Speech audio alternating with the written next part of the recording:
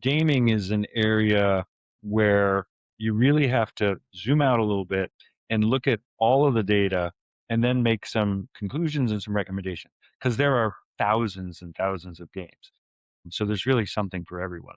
And not all games are the same. And as two examples I would give you is maybe playing a crossword puzzle to kind of doing a crossword puzzle to ease boredom could actually be constructive to learning and thinking versus sitting alone in a basement as a 13-year-old boy in a first person shooter game, unconnected to any other humans, online or offline.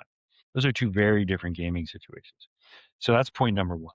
Point number two, one of the things that impacted me as I was researching the relationship between video game usage and mental health is unlike lung cancer and smoking cigarettes, where there was a direct relationship between the amount of cigarettes consumed and the portion of the population consuming them and rates of lung cancer, directly proportional. We now know that smoking cigarettes increases your risk of lung cancer 40 times over someone who does not smoke. Believe it or not, we did not see the same relationship as more and more people were doing video games and participating in video games, and that industry exploded from a niche industry to now a global multi-billion dollar industry.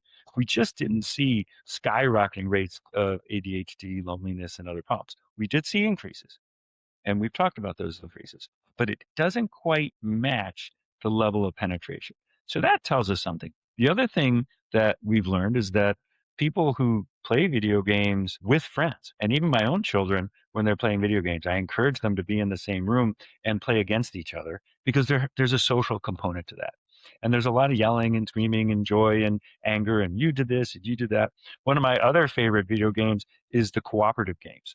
So there's a game where my boys like to play and they're climbing up these mountains and they have these ropes and picks and all these other things and they have to help each other.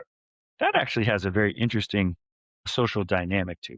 So video games are really complex because there are so many of them and we have to think about them in a broader context. Because I will also tell you there are case reports of people who have become highly addicted to video games to the point where they don't eat and they don't drink. And I tell the story in the book.